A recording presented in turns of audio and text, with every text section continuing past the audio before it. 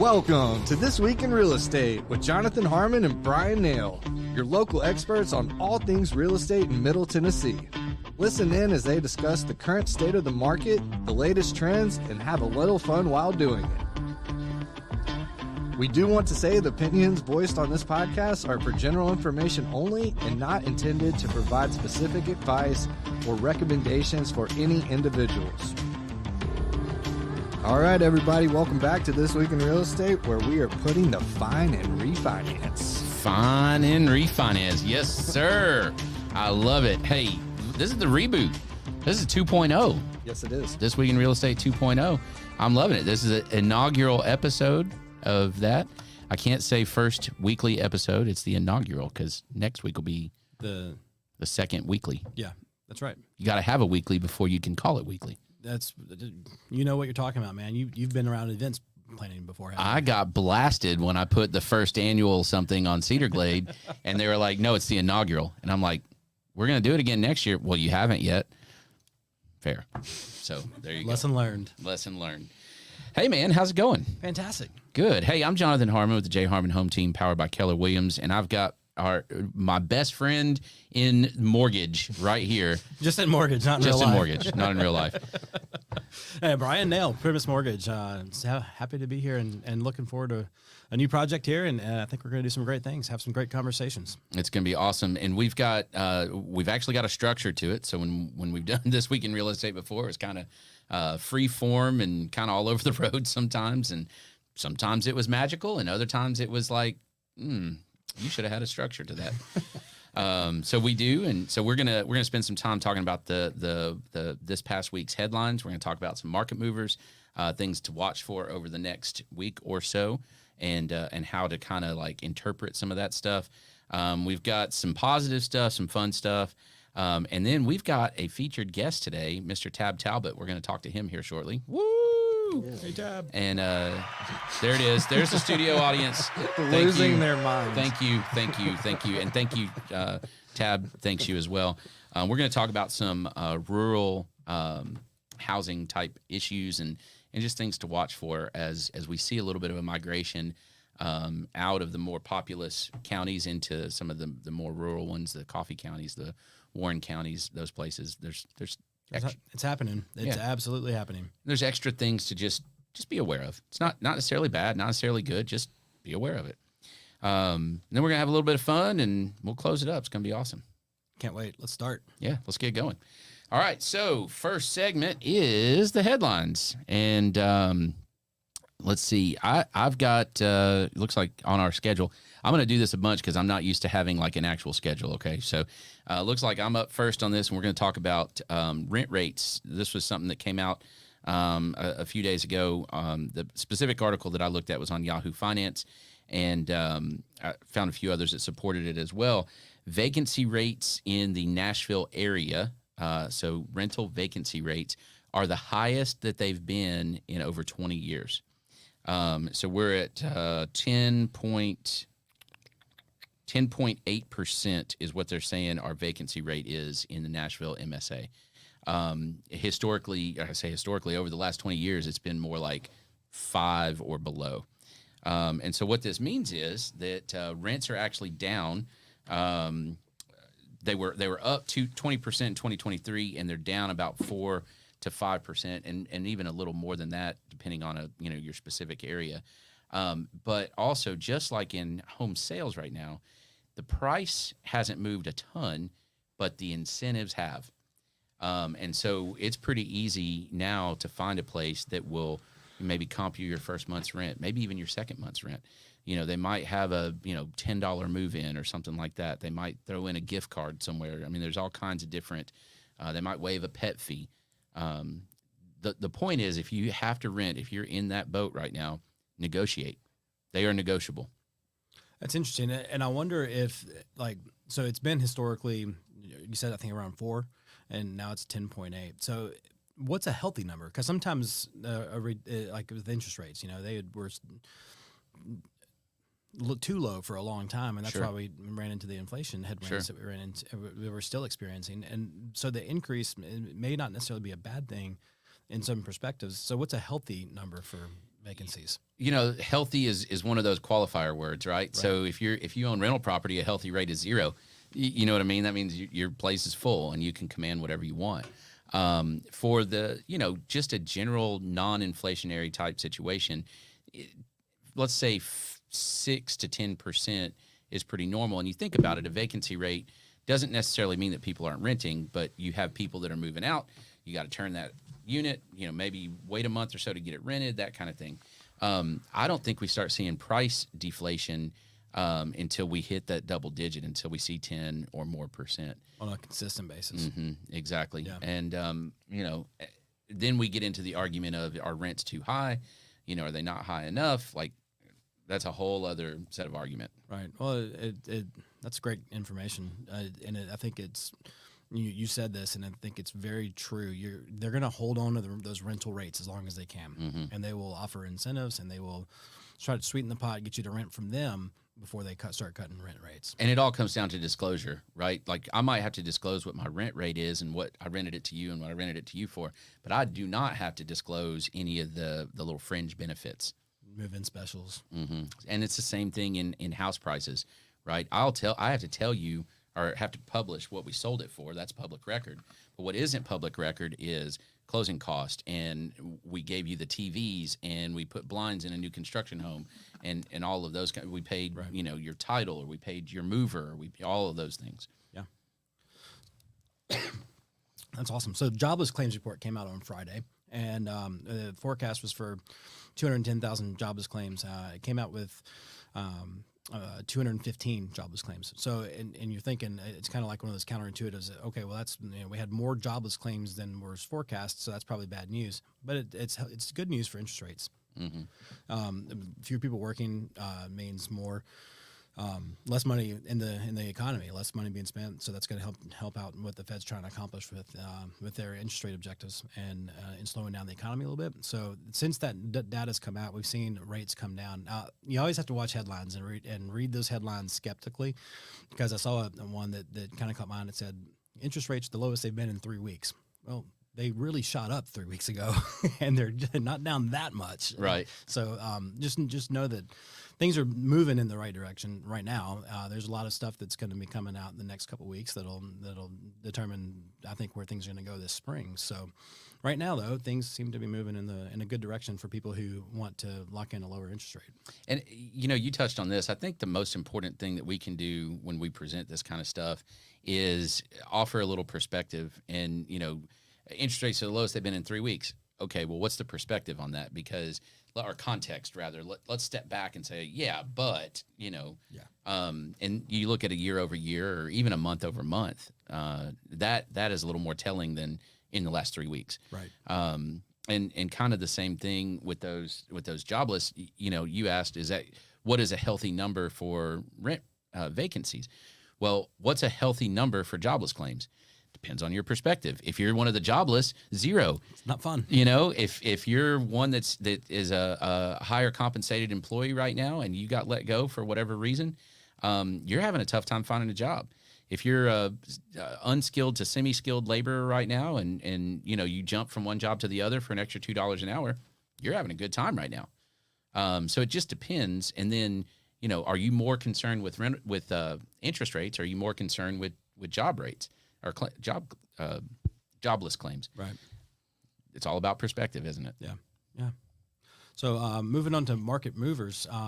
So these are the things that we're going to talk about that are kind of moving the market for the next week. So as you between now and next Wednesday, when we are back with you, we're going to just kind of give you an idea of some things that you can be looking for and how to interpret the data. So on Friday, we are expecting a couple of big reports. Those are the non-farm payrolls and unemployment will be coming out Friday morning. I will say that this morning some ADP data came out, and the Fed chair spoke in a congressional hearing, and nothing has really shaken the market. We're not seeing anything that's really reversing the course of the interest rate movement we've seen in the last few days. So rates are continuing to kind of hold steady. So that's good news for us. Anytime the Fed chair gets up in front of Congress and speaks, it's got the potential to really move the market. And right now things seem to be reacting favorably in live, like real-time data. So on Friday, with the non-farm payrolls, we're expecting 188,000, and then unemployment we're expecting to come in at 3.7%. That's going to be a big mover because it's the unemployment numbers that'll really kind of tell us where the market's going. Last week, I was able to watch Gary Keller speak a little bit about unemployment, and his information was kind of like, hey, 6% is kind of the benchmark, and we talk about like what's a healthy number. A 3.7 sounds great, and it is good on one side. But it's not 6% is kind of a healthy number. And so if we could get to 4.5% unemployment, that's where Gary Keller really thinks that you'll start to see the needle move on inflation and how the consumer price indexes are reacting. And I think the healthiness aspect of that is the sustainability, right? That's exactly right. Like if you got a 2.5% interest rate when we had it, it's like, oh, this is great. This is great news. But from an overall health of the economy, it's not sustainable. And that's why we're in the kind of current state that we're in. What's the term for that now that we're in, where like there's all these houses that aren't coming on the market because people are just kind of locked in? There's something that people call that. Have you heard that? No, reluctance. I don't know. You tell me. We'll put it in the comments later. There's an economic term for it. And basically, we're locked in a market where a lot of houses aren't coming on the market because people don't want to let those rates go. So, was it healthy for them when they did it? Yes, it was super healthy for them, and those families are enjoying. Almost like golden handcuffs or something. Yeah, it is. And so, from an overall health of the economy standpoint, it stayed too low for too long. So I have a couple quick questions about that, and one other little comment is if you are keyed in, if you are focused on interest rates, and that is what you're really wanting to see move, if that's your thing right now, then the unfortunate reality is that the economy is going to have to hurt a little bit in order to see anything really move, and it sucks to say that, but that's the reality. We kind of had a gravy train for a little too long.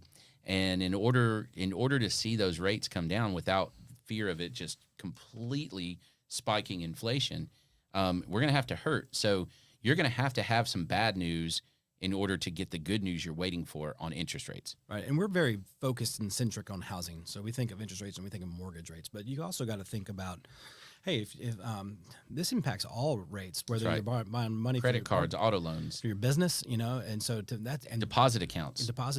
You're getting to everything before I get to it.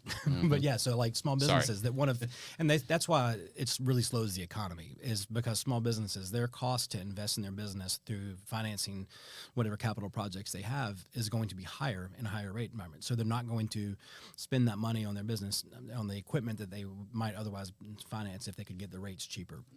So that's what really slows the economy. But then, on the flip side of the coin, these higher rates are great for people who who have assets, and they want very secure return on their investments. But so a certificate of deposit right now, you can get a good yield on it. Yeah, for sure. And all right, so one other quick question for you, and then I'm gonna have my one little item here. What is the difference between the unemployment numbers that are coming out this Friday versus the jobless claims numbers that you mentioned in the previous segment? That sounds like that's the same thing. It does. So jobless claims are how many people have initially filed their jobless claim. So new unemployment. Right. And so unemployment is tracking what the rate of what percentage of people are unemployed. Okay, gotcha. Thank you. So my little market mover, man, real estate. Here's the thing: economics is all group psychology. That's all it is, right? And so for me, the market mover right now, especially in Middle Tennessee, watch the weather. I mean, people believe that the spring selling season starts when it's no longer going to get cold. So in Tennessee, that could be in February. It could be in the end of April. We can have snow in May. It's possible. What if it starts getting cold in February, but it rains for a month straight? Well, welcome to our world, right? And the only state that you can have all four seasons in 1 week. Yeah. And sometimes one day, it seems like. So I think it just comes down to, when do people think that winter is officially over and we are officially in spring? And this has nothing to do with the calendar, has nothing to do with the date. It has to do with perception, right? And so that's when I think we're seeing it a little now. We're seeing some existing homes come on the market, but that's when you really start to see people go, okay, now it's time. Well, and it's dictated by a lot of things, not just the weather specifically, but what that means is that we're getting closer to when families want to set themselves up for their school year the next year. That's right. So the school calendar plays into it and all these other things. And, Spring break, all of it. And in 2020, and even really a year or so before that, I heard people saying, hey, seasonality is a thing of the past. This market's so hot. BS. Seasonality, it's not a seasonal market anymore. We're going to be selling a bunch of houses, and there's going to be a bunch of closings every month of the year. And that was true for about 2 or 3 years. But now we've, kind of. But that wasn't normal. No, but they thought that was just the new normal. And so I think that's something that you always have to watch out for is this the new normal or is it a different kind of abnormal? That's right. Yep, I agree. And I think seasonality is absolutely back. We saw it last year. And I think as long as we continue to keep rates kind of in this range where they're kind of bouncing between 6 up to 8, you're going to have seasonality in your market. Mm-hmm. I agree. You even have some seasonality, I think, to your interest rates because the quantity of those loans kind of affects that as well. So that's pretty interesting. All right, next segment. This is going okay so far. How are we doing on time? You were on it. Ah, sweet. All right. Never have I been on time. Like never. A little backbone helps, right? I know. It's great. So the next little section we're going to call the shiny penny. And this is just a positive tidbit from the trenches. This is, what did we find somewhere that we didn't expect to find? And full disclosure, sometimes it's going to be a little humble brag too. But in this case, it's not. So one of the things that's been really interesting is that new construction as a percentage of our overall market has spiked. Okay, so in Rutherford County, for example, the last numbers I pulled were in January, and new construction accounted for like 57 or 58% of the overall available inventory. Historically, it's like 20 to 30%. So it's never crossed half of the market. Like that just doesn't happen. And what's crazy is the number of actual units wasn't that different. So there's a few more units, but not a lot more, and certainly not 27% more, right? So what that means is, and you were just talking about this, is that it means that much less in order to move that percentage, that much less existing homes are coming onto the market. Like there's just none. It's a drought on that comparatively, right? But in our brains, we think that that's market wide. But the reality is there's no such thing as a regional market. There's really definitely no such thing as a national market, housing market. We can put some numbers together and give you some kind of an aggregate, and it may or may not mean anything, but it certainly doesn't mean anything to you in Smyrna or Murfreesboro, right? Right. But what I found was that in Antioch right now, there's actually a fair amount of resale homes. So as a percentage of the market, they're still over half on resale. And people are moving around, they're moving over, they're moving out, moving in, all of that kind of stuff.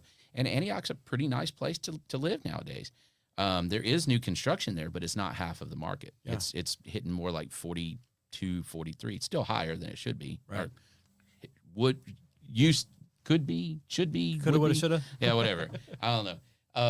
So anyway, that's cool because what you find is that existing homes tend to be in some ways a little more negotiable on the terms that you want them to be negotiable. So new homes, you're not going to negotiate on price, right? For all the reasons, because they're their own comps. If they drop their comps, that's it. If they drop their price, they have to drop it for the rest of the development. But existing homes don't care. They just need to see what the bottom line is. Yeah. So that's pretty cool. That was a nice little shiny penny. I like that. Yeah. I like that a lot. As somebody who competes against builder lenders, I mean, there's some good deals out there, honestly, if we're being candid about things. And so that's good news. It is. Yeah. And you, man, nail on the head with that much new construction going on as a percentage of the market. It really hits you guys more than people know. Because those builder lenders, sometimes I shake my head. Like, how are you even doing that? Well, that's probably a topic for another show if we want to stay on schedule. But it's difficult because you can work with somebody and really spend a lot of your time and resources and working with them and coaching them through the process to get ready for homeownership, and then they go out and see a model home one weekend and happens to us too, and then all of a sudden things change real fast. And we've found in some places that we're able to really get competitive with them and the value that we've earned and through that client's trust is it means something. Sure. And so a lot of times they want us to stay with them and and are willing to pay a little bit more for the guidance, and just knowing that somebody's looking out for them and not trying to slam them into something that's really not in their best interest. Yeah. Yeah. So true. All right, Bryan, you ready for our first guest? Let's bring him on. I'm so excited. Did we get a bio to introduce him? He's the most handsome ginger I know. Wait, I'm kind of a ginger. Well, I mean, look at him now. I said what I said. I'm No. sure. I'll give you that. No, so I got to know Tab a long time ago when he was at a title company here in Murfreesboro, Gateway Title, that I love.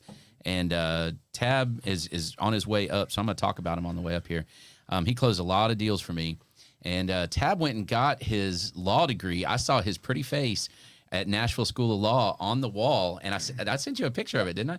Took a picture of his picture, and he is now with Centerpoint Group Law Firm here in Murfreesboro, and doing a lot of cool stuff over there with estate planning and just all kinds of that kind of law, the business side of law. And here's the thing, man. He has forgotten more about real estate law and all the weird little intricacies that you can run into in a closing than I'll ever know. And it's pretty cool. What about you? What's your Tab Talbot story? I don't know that I have a specific story, but he throws a good bonfire. Yeah, he does he throws a hell of a bonfire, that's for sure. That is a fact. So, hey, Tab. Hey, well, thanks. I appreciate being part of the Husky Boys of Youth Support Club. So Husky Boys of Youth. that's what we're here for, right? To talk about that. Something like that. So, I don't think your mic is working very well.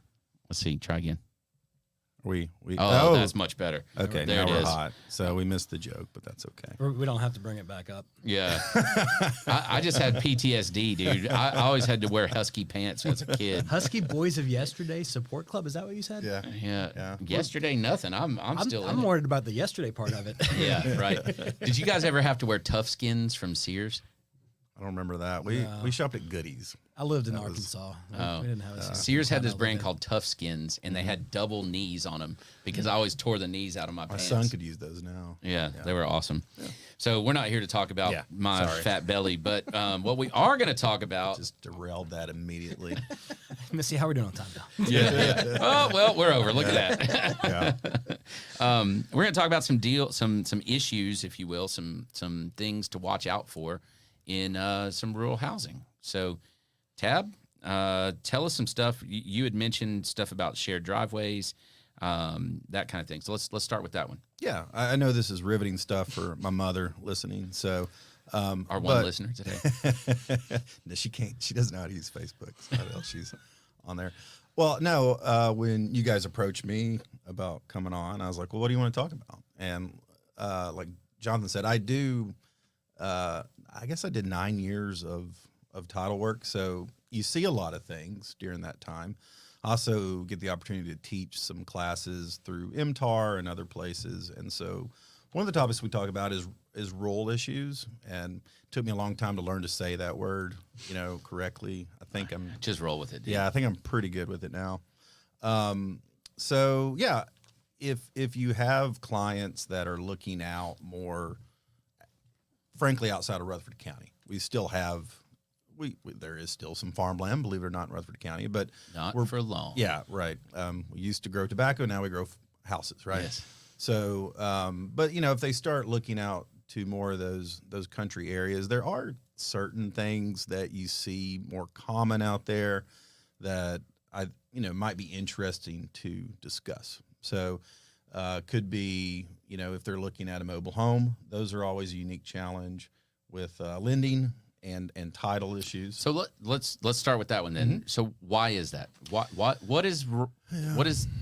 makes a mobile home different? Yeah, the biggest thing, and I think this, by definition, is personal property, and It's so, the same as a car, right Vehicle. and so it's treated differently. It's not like a house that's been stick built and has a foundation and is part of the real estate. It's become affixed. But what if it's attached Right. to a permanent foundation? But we can affix a mobile home. And so typically, though, what creates the issue is there's two things about it. It's the affixation part.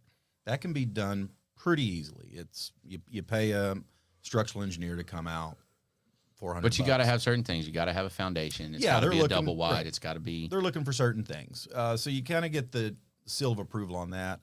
But a lot of times what causes the problem is, remember, mobile homes have titles. Just like a car. Right. Mm-hmm. And so that's where things can get a little tricky sometimes. A lot of times these titles nobody has it, can't find it. Is the title still encumbered by a loan? Potentially that could be the case.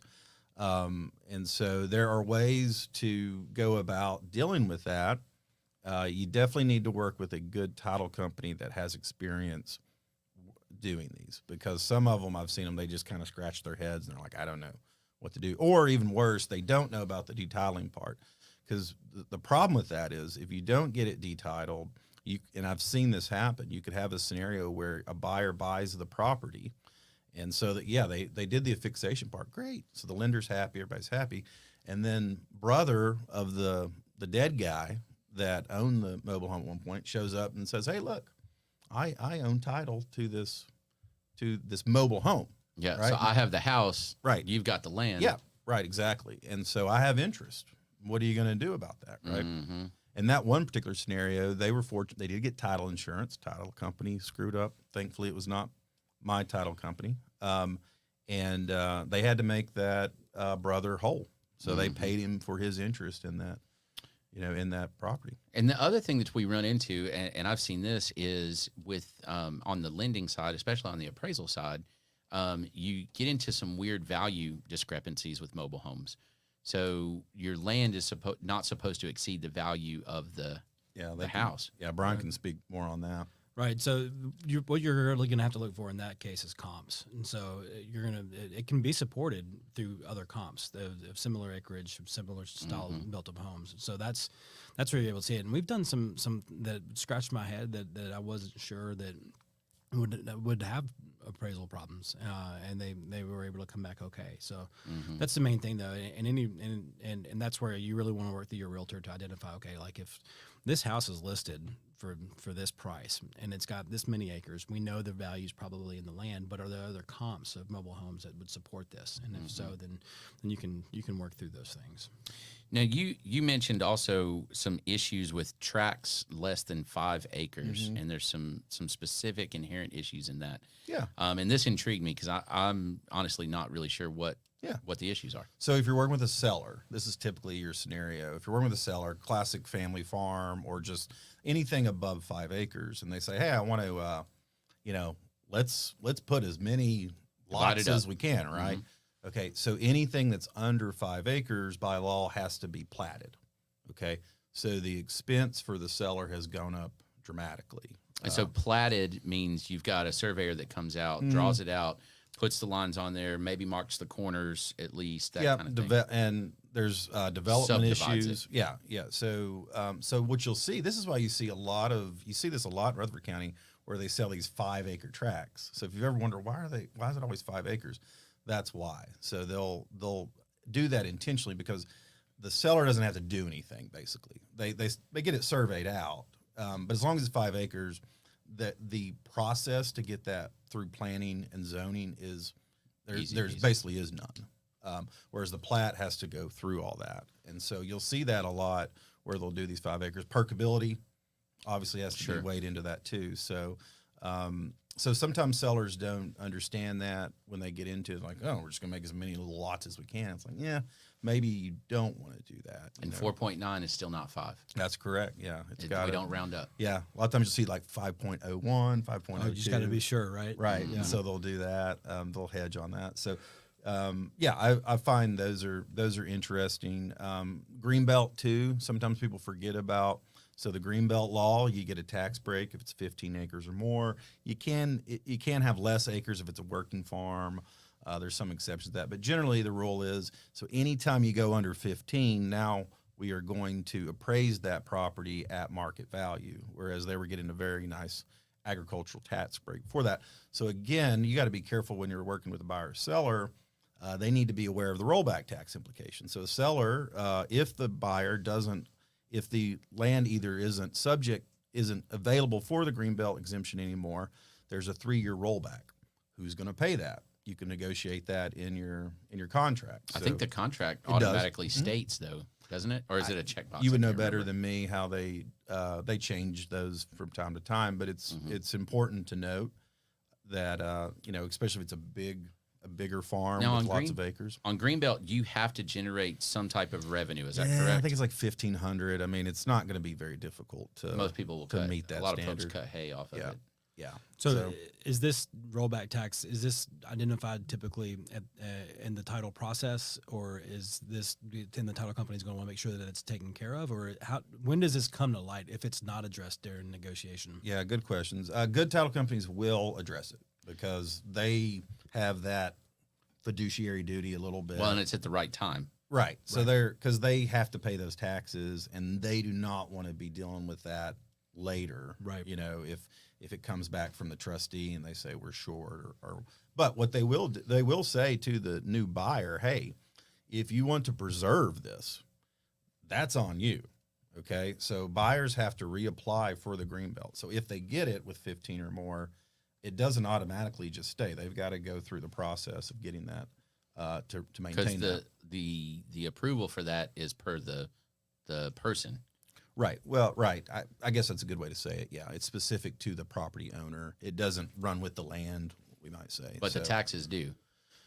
Taxes always run with the land. Right. So basically, if I'm buying something that's currently enrolled in Greenbelt and I have the intention of maintaining that, and I state that, then there's no rollback taxes unless after closing, I don't take care of my piece of that and go and re-enroll it. Correct. In which case, then I would be responsible as the buyer to pay those rollback taxes. Well, it depends. Again, contract's really important there. So It doesn't. Does it survive the closing? Yes, it could. So you got to be real careful about that. That's why you want to put it on the buyer. Again, we used to have them sign waivers that say, I will be responsible for any rollback taxes that may occur. And then if on the flip side of that, if the buyer has no intention of maintaining Greenbelt, you state that at the beginning. Right. And then they might be able to negotiate for the seller to pay that. Could, yeah. So those are interesting. One last thing I would just say, watch out for those shared driveways. Those are very common out in the rural areas. So if you're out there looking at property and, there's this one driveway serving multiple properties, that can really create issues because typically I'm doing one right now where, there was never an easement recorded. So one neighbor's just been using the other neighbor's driveway for probably 50 years. We don't have a shared driveway maintenance agreement. Lenders Gotta have those. Lender's not going to give you a loan if you don't have access to your property, right? And so that happens. So we're cleaning all that up so that they can then get a loan to go build on it. Yeah, and a maintenance agreement's not a big deal. It's usually a page or two. It's not. I mean, it's a big deal, but it's not a big deal. As long as the neighbors Agreed. work together. Typically these things evolve because it's family, and then but eventually somebody's not a family member anymore, right? And Let me ask you this: what's the difference between a shared driveway and a private road? Those are not the same. Well, it depends on. I mean, I would not. To me, there's not much difference. I would argue. But the county can take over private roads, correct? Yeah. So if you're talking like a developer, are you talking like when a developer No, builds like a road? same thing. Family compound. It becomes Talbot Lane or whatever. But they turn it over to the county. Can if they want, if the county wants to, and they don't a lot anymore. But those still exist. They do. That's great. If the county's taking it over, we love that. But typically what you'll see is just that one little gravel road that serves like 3 or 4 little properties. 4 mailboxes at the and it's like, who the heck owns this road? Where is it at? Who fixes the potholes? Right. And those can be the process of getting it resolved can be a headache. The solution's not very complicated. Right. But if people aren't working together, it can be a problem. It all comes down to that, right? Most of these situations and those kinds of conversations do they get along? Are they on the same page? Is there contention? Sure. Yeah. Yeah. Well, that's like a lot of what I do in law. I tell people, the only reason we have to go to court is if we can't be rational. You know, Yeah. that's what court's for. It's There's for, plenty of that. yeah, and right. There's a lot of irrational people out there. Yeah, no doubt. Yeah. All right. Next section, Tab, you're going to love this one. We have the Yes, It's Real section. So we've got something coming up on the screen, and we just need, none of us have seen this, only the folks off camera right now. So this is the real deal. Whoa. So the question is if this is AI generated or It's pretty fuzzy, but a real thing in life. all right. So what I'm seeing is a stairway and a bed over the stairway with a TV. Actually, I think that's a TV, Is right? it a closet? Is it a shelf space? Hey, Trent, shrink it down a little bit so it's a little less fuzzy. I don't know. I think that's there. You gotta have somewhere for your alarm clock. There it is. Yeah. Oh, it's not a TV. It's like a closet with a shelf. You got to, you put your alarm clock and your cup of water and Was I that mean, a laugh? I think phone it's- charger. Let's I be think it's honest, not real because the carpet under that rail, if that was a stair, you would think that would, unless that's paint. Oh or no, I something. think it's real. The I think. photo is real. It's not AI generated. Oh, okay. So then what's the question? Is It's just, we're just in This is awe. just We're just, wild. There's Yeah. no question. It's just like, hey, this is real. Oh, This yeah. is real somebody selling this And house, disturbing. and that's what they have. Is to this disturbing? Yes, it is. well, disturbing. so different perspective. I mean, other than the little step ladder to get into the bed, and the fact that if you fall out of the bed, you're Oh, going no. to go Really head bad first location for a bed. down. It's a pretty smart. I can't. It's watch efficient on- use of floor space. Yeah. Because there's a bathroom right there. So this is the whole unit, Yeah, it's like it's a and that's Studio. $600,000 in New York City right there. no doubt. Okay. That's a good find, y'all. Good job. That blew my mind. Your grown-up kids not living in the basement anymore. They've gone upstairs. Yeah, we stuffed the kids in the attic instead of the basement. That's perfect. I love it. All right. And then last thing, Tab, and actually Brian's got one as well. The pro tip for the day. Just something, pro tip, 45 seconds. What's something that you want to pass on? Put me on the spot. You didn't prep me for that. I'll go first. How about Okay, that? thank All right, you. because I did have Yeah. show prep. Yeah. For the first-time home buyers, I'm sorry, the self-employed home buyers, not the first-time home buyers. The self-employed folks out there who maybe have not shown income on their tax returns for a couple of years, and they're worried about being able to buy a house this year. This is a relevant time of year to talk about this, but with the certain programs that you can use 1 year of tax returns. And so if showing income isn't something you did on your tax return last year, you can do that this year. And if you've owned your business for at least 5 years, there may be a way for us to just use 1 year of tax returns and help you qualify for a mortgage. So my pro tip would be to sit down with your accountant, write off the things that are justifiably written off, but make sure you claim your income, make sure you show that on paper, because you can't have it both ways. You can't tell the government you don't make any money, but tell your bank you make a lot of money. That's good. Well, since I'm an estate planner by trade, pro tip would be get an estate plan. I see that too often. Seriously, like I do a lot of probate work, and I had a very emotional conversation yesterday with a family that is going through pain because dad didn't leave a will. Yeah. When is the best time to get a will? Yesterday. Okay. It's like a tree. Yeah. Best time to plant was yesterday, right? No, 20 years ago. Yeah, right. Yeah. And the next best time is now. Yeah. Yeah. Yep. Yeah, that's good. It's good stuff. Thank you guys for that. And closing remarks is our last section. Look, we're staying on time. How are we doing? What's our total time right now? 39. Oh, Pretty we were close. going for 30. Pretty close. That's all right. We're getting there. We're just nailing this. Episodes highlights is if you're moving out to a rural area, just understand that you need an agent, you need a title company, you need a lender that understands the different aspects that happen out there. Not everybody can do the same things, and that's okay. Just understand that you need to be aware of some extra issues.